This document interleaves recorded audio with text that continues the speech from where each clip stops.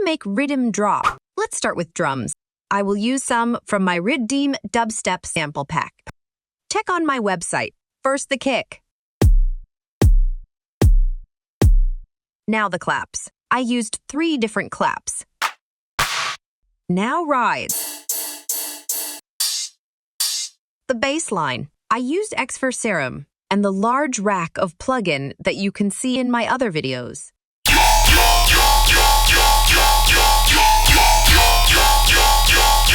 A sidechain with utility. A fake drop with a reverb going up. And this is ready. Let's check.